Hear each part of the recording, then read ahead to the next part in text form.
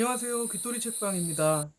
오늘은 역사 바로 읽기 실전편으로 단종과 수양대군, 즉 세조의 역사가 어떻게 기록되어 있는지 비교해보고 이것이 팩션 작품에서 어떻게 다뤄지고 있는지 살펴보도록 하겠습니다. 오늘의 주제로 단종과 수양대군을 선택한 이유는 조선의 왕들 중에 당대와 현재에 이르기까지 역사적인 평가가 엇갈리는 인물이기도 하고 지금도 끊임없이 다양한 팩션 작품으로 재창조되는 인물들이기 때문입니다. 사도세자와 정조에 대해서도 다루어 볼까 했지만 다른 유튜브나 TV 프로그램에서 많이 다루어지고 있기 때문에 피했고요. 언젠가는 책 리뷰로 다루도록 하겠습니다. 단종과 세조가 어떤 인물이었는지 알아보기 위해 조선 초기 왕실의 가계도를 살펴보도록 하겠습니다. 단종은 세종대왕의 아들인 문종의 아들이었습니다. 세조는 세종대왕의 아들로 단종의 아버지인 문종의 동생이었죠. 세조는 단종의 삼촌이었던 것입니다. 단종의 비극이 일어났던 이 시기는 조선이 아직 건국 초기에 있었습니다. 3대 왕인 태종 이방원은 적장자가 아니었지만 두 차례에 걸친 왕자의 난을 통해서 왕이 되었고 세종도 셋째 왕자였지만 왕이 되었습니다. 그러나 유교국가였던 조선은 적장자가 왕위를 잇는 것이 원칙이었고 세종은 일찌감치 문종을 세자로 책봉해서 왕권 다툼을 없애고자 했습니다.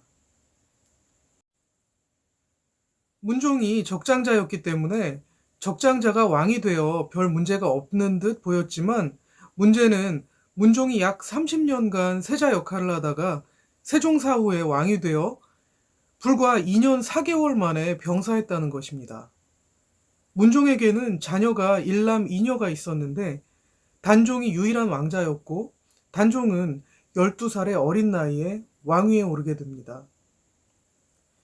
더구나 대외적으로는 세종 말기에 몽골족의 일파인 달달족이 몽골족을 통일하고 명을 압박해서 위기감이 고조되는 시기이기도 했습니다. 건국 초기로 내적인 왕권 확립이 필요한 시기였고 또 외적으로는 대륙의 위기가 고조되던 시기였던 것이죠. 이제부터 단종과 세조에 대한 역사 기록을 살펴보도록 하겠습니다. 역사를 읽을 때 잊지 말아야 할 것은 역사를 연구하기에 앞서 역사가를 연구하라. 역사가는 역사책을 쓰기 이전에 이미 역사의 산물이다 라는 E.H. 카의 말입니다. 역사가 자신도 역사적인 상황에 영향을 받고 또 어떤 역사가적 상황에 처해 있느냐에 따라서 역사가의 판단도 달라지기 때문에 역사를 읽을 때는 그 역사가가 어떤 인물인가 또 어떤 상황에 처해 있는가 하는 점을 잘 고려해서 읽어야 합니다. 그러면 단종과 세조의 집권에 대한 기록을 역사서를 통해 살펴보도록 하겠습니다. 우선 현대에 지금 우리나라에서 한국 통사로서 가장 교과서적이다라고 인정받고 있는 한영우의 다시 찾는 우리 역사에는 이 시대의 기록이 어떻게 평가되어 있는지 살펴보도록 하겠습니다. 토목의 변으로 국가적 위기 관리가 필요했던 시기에 병약한 왕에 이어 어린 왕이 즉위하자 권력은 김종서와 황보인 등 대신들이 장악했다. 특히 김종서는 세종 때 육진을 개척한 주인공으로 호랑이 재상으로 불릴 만큼 권위가 대단했으며 나이 70의 원로로 어린 왕을 보좌했다. 이런 상황을 안타깝게 지켜본 것은 단종의 숙부들이었다. 허약한 임금의 모습을 이씨왕조의 위기로 받아들였다. 단종의 큰 숙부 수양대군과 둘째 숙부 안평대군은 비상수단으로 왕위를 찬탈하려고 경쟁하다가 무사를 많이 포섭한 수양이 문사를 포섭한 안평을 누르고 39세에 왕위에 올랐다.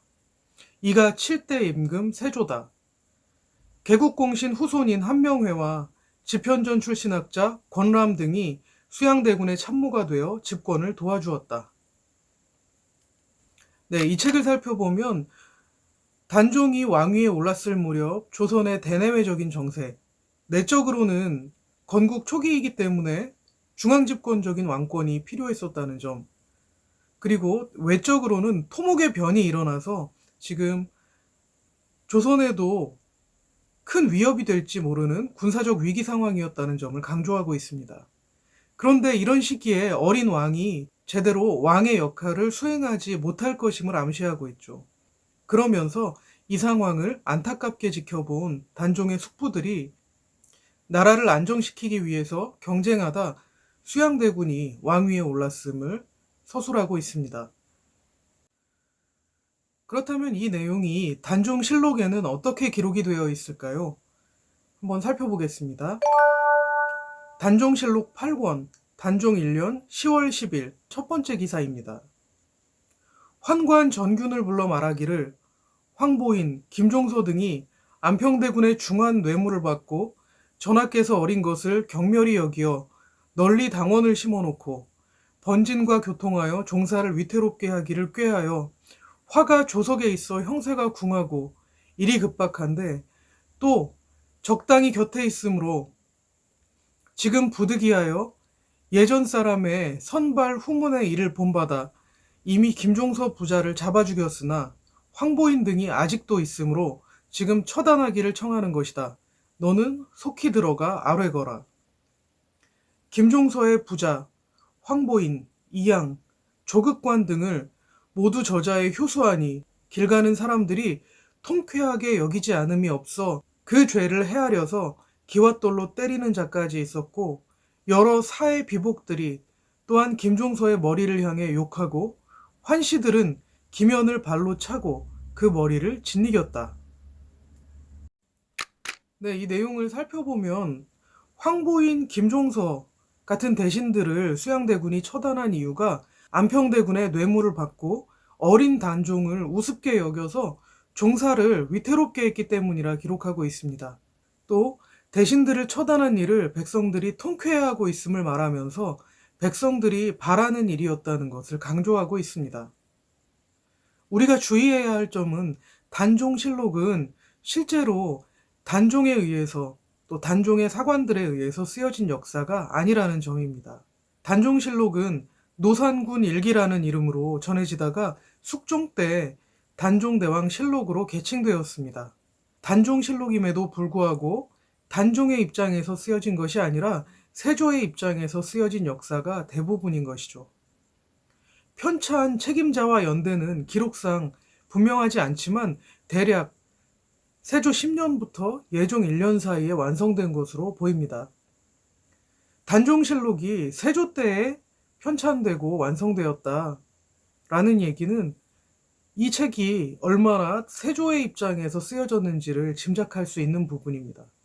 따라서 단종이 왕위를 뺏긴 것이 아니라 나라의 위기의 상황에서 세조가 왕위를 차지할 수밖에 없었음을 정당화하는 내용들로 채워져 있습니다. 그러면 세조실록에는 이 내용이 어떻게 기록되어 있을까요? 세조실록 세조 1년 윤 6월 11일 첫 번째 기사를 살펴보도록 하겠습니다. 내가 나이가 어리고 중외의 일을 알지 못하는 탓으로 간사한 무리들이 은밀히 발동하고 난을 도모하는 싹이 종식하지 않으니 이제 대임을 영의정에게 전하여 주려고 한다 하였다. 한왁 등이 놀랍고 황공하여 아뢰기를 이제 영의정이 중외의 모든 일을 다 총괄하고 있는데 다시 어떤 대임을 전한다는 것입니까? 하여 전균이 이를 아뢰니 노산군이 말하기를 내가 전일부터 이미 이런 뜻이 있었거니와 이제 계책을 정하였으니 다시 고칠 수 없다. 속히 모든 일을 첩하나도록 하라 하였다. 네, 이것은 단종이 자기가 평화롭게 아주 평화적으로 자신의 왕위를 세조에게 양위한다는 것, 전해준다는 것을 말하고 있습니다.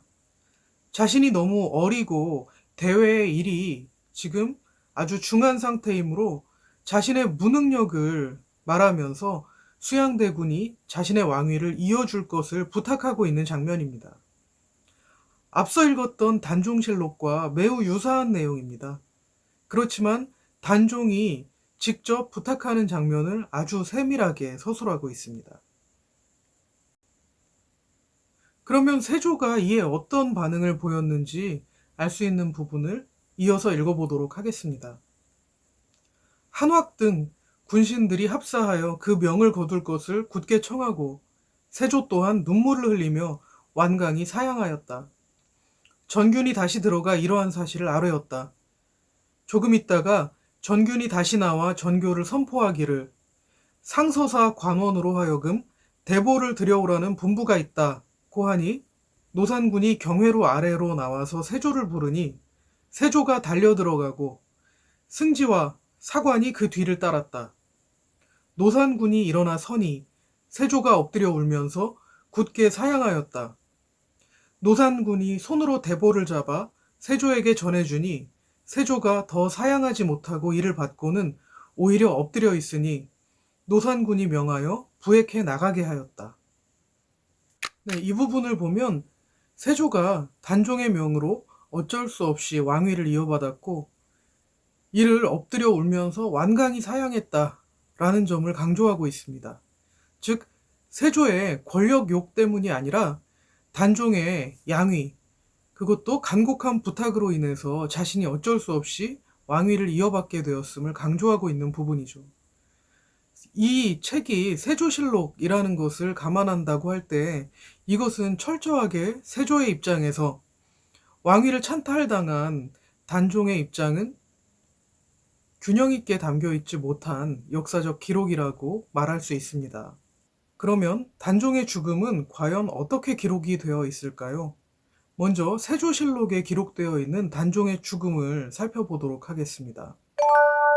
세조실록 9권 세조 3년 10월 21일 두 번째 기사입니다. 정인지 등이 다시 아뢰기를 영, 이어, 전, 정종, 송현수도 죄가 같으니 또한 법대로 처치하는 것이 마땅합니다. 하니 임금이 이르기를 불가하다. 옛사람 말에 저들 괴수들은 선멸할 것이로되 협박에 못 이겨 따른 자는 다스리지 않는다 하였고 또 성인은 너무 심한 것은 하지 않았으니 이제 만약 아울러서 법대로 처치한다면 이는 너무 심하다 하고 명하여 송현수는 교형에 처하고 나머지는 아울러 논하지 말도록 하였다. 다시 영 등의 금방을 정하니 이를 윤허하였다. 노산군이 이를 듣고 또한 스스로 목매어서 조라니 예로써 장사 지냈다. 네, 이 부분을 보면 금성대군을 비롯한 몇몇 신하들이 노산군으로 강등된 단종을 다시 왕으로 복위시키기 위해 어떤 음모를 꾸몄고 그 음모가 발각되어 그 일에 가담한 자들을 죽이면서 지금 단종을 어떻게 처결할 것인가 이런저런 의견이 올라오는 가운데 세조는 끝까지 너무 심하다, 똑같이 처결할 수 없다 라고 말했고 이들이 처단당했다는 소식을 듣고 단종이 스스로 목매어서 죽었다라고 표현하고 있습니다. 그리고 이를 예를 다해서 장사 지냈다라고 말하고 있습니다. 이 내용은 새빨간 거짓말입니다. 이 내용은 후대 숙종실록에 이 단종의 죽음에 대한 기록이 단종의 죽음에 대해서 기록한 내용이 있는데요. 이를 살펴보면 세조실록이 얼마나 거짓말을 하고 있는지 알 수 있습니다. 임금이 말하기를 군신의 대의는 천지 사이에서 피할 수 없는 것이다. 단종대왕이 영월에 피하여 계실 적에 금부도사 왕방현이 고을에 도착하여 머뭇거리면서 감히 들어가지 못하였고 정중에 입시하였을 때 단종대왕께서 관복을 갖추고 마루로 나아오시어 온 이유를 하문하셨으나 왕방현이 대답하지 못하였다. 그가 복명신으로서도 오히려 그러했는데 그때 앞에서 늘 모시던 공생 하나가 차마 하지 못할 일을 스스로 하겠다고 자청하고 나섰다가 즉시 아홉구멍으로 피를 쏟고 죽었다. 이 내용만 봐도 세조가 사약을 내린 것은 역사적 사실이라 볼 수 있습니다. 그리고 공생이란 자가 단종을 죽이는데 결정적인 역할을 했다는 점도 객관적인 사실이라 볼 수 있겠죠. 그 상황이 어찌 되었건 간에 세조는 자신이 밀어낸 왕, 단종을 죽이기 위해서 사약을 내렸다는 점은 분명한 사실입니다. 그리고 이렇게 하인에 의해서 목이 졸려 죽었던 단종은 과연 예를 다해 장사를 지냈을까요? 이것도 세조의 새빨간 거짓말입니다. 단종의 시신은 강에 버려졌다고 합니다. 이를 어몽도라는 사람이 수습하여 장사를 지내고 몰래 숨어서 살 정도로 단종에게 예를 다해서 장사를 지내기는커녕 역적의 취급을 했다는 것을 알 수 있죠. 이것이 훗날 숙종대에 다시 노산군에서 단종으로 복원이 이루어지면서 단종의 묘도 다시 찾고 복원을 하게 됩니다. 그렇다면 세조는 역사에서 어떤 평가를 받고 있는지 살펴보도록 하겠습니다. 청소년들이 많이 읽는 책이기도 하고 교과서를 발행하는 회사이기도 한데요. 리베르스쿨의 한국사를 보다 라는 책에 나와 있는 세조에 대한 평가입니다. 세조는 의롭지 못한 행위로 왕위에 오르고 상왕이 된 조카 단종을 영월로 보낸 뒤 죽이기까지 한 인물이에요. 하지만 이후 스스로 뉘우치고 정사에 몰두해 재위 14년간 많은 치적을 쌓으면서 조선 초 왕권 확립에 크게 이바지했답니다. 네, 이렇게 평가하고 있습니다. 그러면 한영후에 다시 찾는 우리 역사에는 어떻게 평가되어 있는지 살펴보겠습니다. 세조는 재위 14년간 유교의 정치 윤리에 어긋난 일을 많이 했으나 결과적으로 왕권을 안정시키고 중앙 집권 체제와 국방을 강화하는 데 기여했다. 세조의 집권으로 왕실의 위상이 높아지고 부국 강병이 강화되었으나 무리한 강병 정책으로 관료와 지주층의 생계를 압박하고 과도한 군역 부담으로 민생도 악화되었다. 네, 이렇게 세조가 부당한, 정당하지 못한 방법으로 왕위를 찬탈했고, 그렇지만 조선 초기 왕권을 안정시키고 우리나라의 부국강병에 이바지했음을 높이 평가하고 있습니다. 한편으로는 무리한 강병 정책으로 백성들의 민생이 힘들어졌다라는 점도 지적하고 있습니다. 네, 다음으로 우리가 인터넷에 검색을 하면 사전들이 나오게 되는데요. 그 사전 중에 하나입니다. 세조대의 정치는 실행면에서 하위상통보다는 상명하달에 치중했기 때문에 전국 전체의 경색을 초래, 사회 도처의 특권 횡행의 비리적 현상이 많이 나타나기도 하였다. 결국 이러한 세조의 무단 강권 정치는 왕권 강화 면에서는 일단 긍정할 수도 있지만 정치 발전 면에서는 세종, 성종의 문치 대화 정치에 미치지 못하는 것이라 여겨진다. 이렇게 정치적으로 아쉬웠던 점, 또 특권이 횡행했던 점, 이런 점을 지적하고 있습니다. 네, 다음으로 국립중앙도서관에서 한국의 위대한 인물이라는 디지털 컬렉션을 가지고 있는데요. 여기에서 평가하고 있는 세조에 대한 이야기입니다.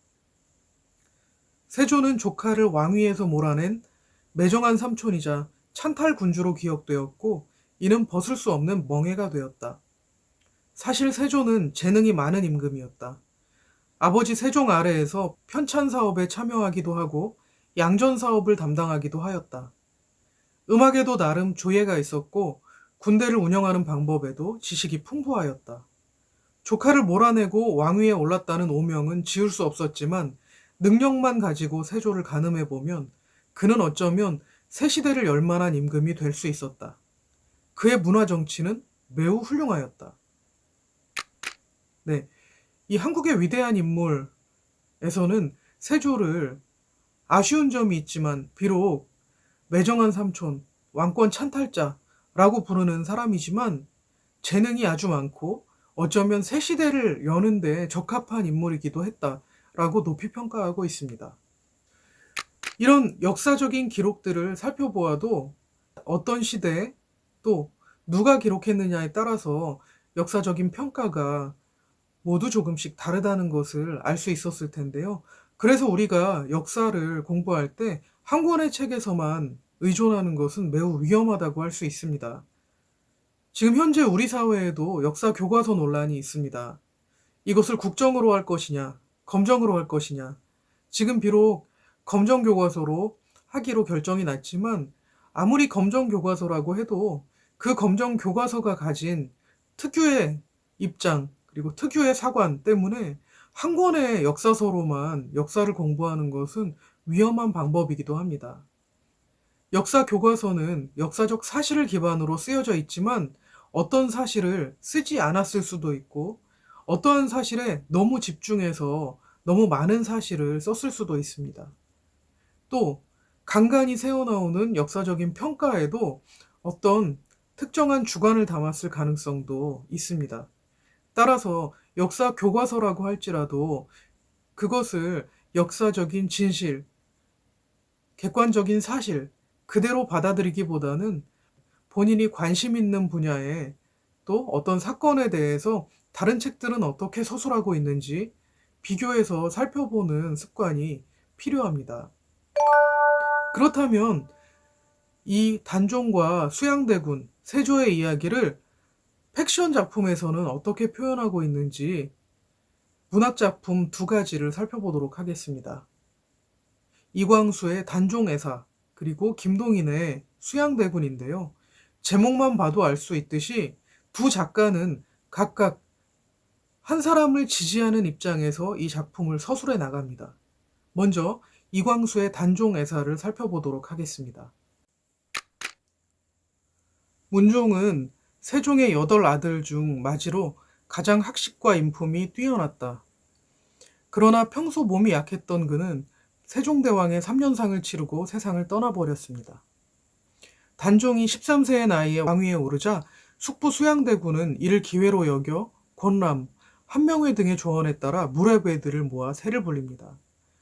수양은 왕의 누이였던 경혜공주의 생일인 계유년 10월 10일에 사대문을 모두 걸어 닫고 우의정 김종서를 죽입니다. 그리고 군사를 몰아 경혜공주의 영양위궁으로 가서 왕에게 김종서와 황보인이 모반을 하여 김종서를 죽이고 왔노라고 말합니다. 단종은 의아했지만 그들이 왕의 나이가 어리다는 이유로 안평을 왕위에 올리려 했다는 수양의 말을 듣고 이를 사실로 믿어버립니다.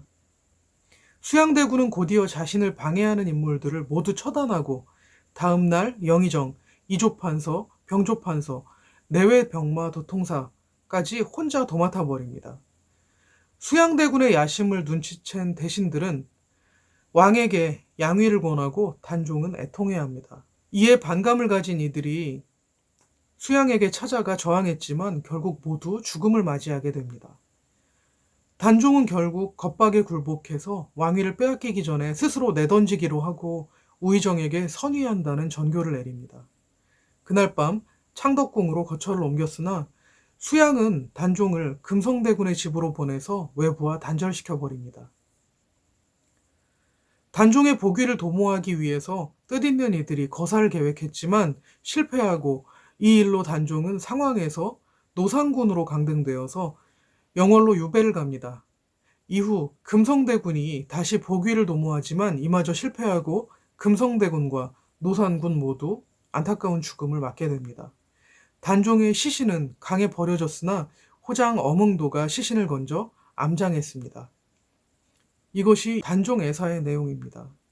단종의 입장에서 겁박에 못 이겨 왕위를 내줄 수밖에 없었고 또 억울하게 영월로 유배를 가서 시신조차 제대로 수습하지 못한 안타까운 단종의 사연을 담고 있는 문학작품입니다. 네, 이에 비해 김동인의 수양대군은 철저하게 세조의 입장에서 쓰여진 문학작품입니다. 그 내용을 한번 간단하게 압축해 보겠습니다. 문종은 세자 시절부터 몸이 허약하고 마음도 부족하였다. 반면 둘째인 수양은 무예가 뛰어나고 담대하며 행동과 말도 기품이 서려 있었다. 문종은 이러한 수양을 시샘하며 경계했고 세종은 수양이 첫째로 태어나지 못한 것을 안타까워했다. 세종이 숨을 거두자 문종은 왕위를 이었지만 3년상을 치르며 몸과 마음이 쇠약해져 상을 마치고 얼마 되지 않아 세상을 떠나고 만다. 어린 단종이 기댈 곳 없이 왕위에 오르자 수양은 성심을 다해 단종을 보좌했고 단종은 수양에게 점점 의지하게 된다.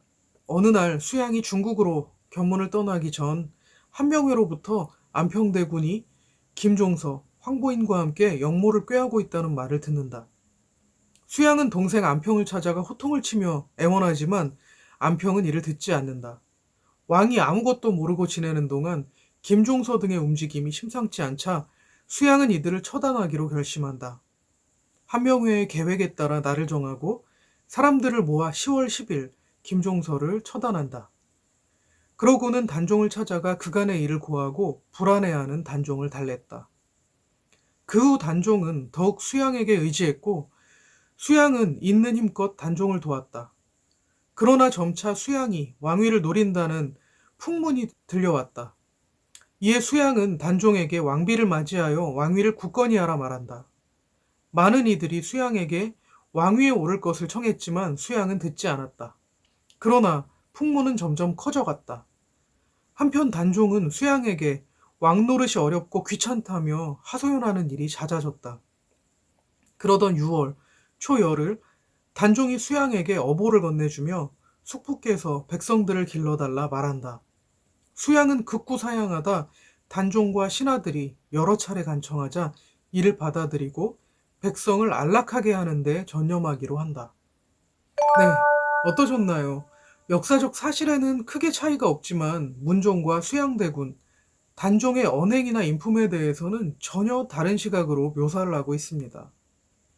이광수의 단종 애사가 비극의 원인을 수양의 권력욕에서 찾고 있는 반면에 김동일의 수양대군은 문종과 단종의 결점 그리고 수양대군의 탁월함에서 찾고 있습니다. 여러분은 어떤 작품에 더 공감하시나요? 지금 살펴본 단종애사와 수양대군은 역사적 사실에 작가의 상상력이 더해져 창작된 소설입니다. 작가는 역사서에 기록되지 않은 인물들의 언행이나 마음까지 상상하여 표현하고 있죠. 따라서 이러한 류의 소설, 즉 팩션을 읽을 때에는 작품의 내용과 역사적 사실의 거리를 잊지 말아야 합니다.